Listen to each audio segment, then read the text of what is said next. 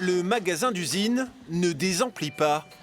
Depuis le placement en redressement judiciaire d'Arc France, les ventes ici ont été quasiment multipliées par 2. Une manière pour les clients de témoigner leur solidarité. C'est une grande entreprise de la région quand même qui a compté jusqu'à 11 000 employés. Et là, voilà quoi. C'est toujours important de soutenir les entreprises locales.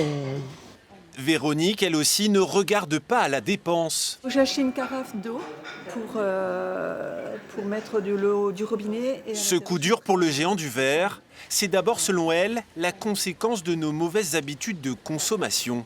Je pense qu'il faut vraiment regarder ce qu'on achète dans tous les magasins, que ça vient de France. Mais malheureusement, il y a de plus en plus de produits qui viennent de Chine. Voilà, c'est tout. Et ça, c'est bien dommage. Arc subit en effet depuis plusieurs années la concurrence venue d'Asie qui plombe les résultats de la multinationale. Elle compte pourtant 5 700 salariés dans le monde, dont 3 500 à Arc. Alors l'enjeu est désormais de sauver ce fleuron en grande difficulté. Vous êtes confiant quand même ? Oui, très confiant, merci. À la sortie du tribunal de commerce de Lille cet après-midi, le directeur général ne s'est pas montré très bavard. Il n'empêche, 2 offres de reprise sont sur la table.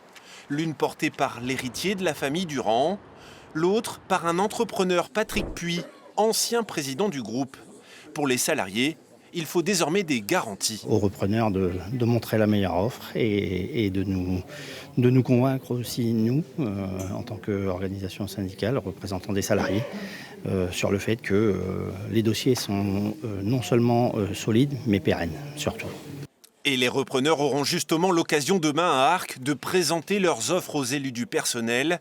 1h30 chacun pour tenter de rassurer les salariés avant une audience cruciale courant mars devant le tribunal de commerce, cette fois.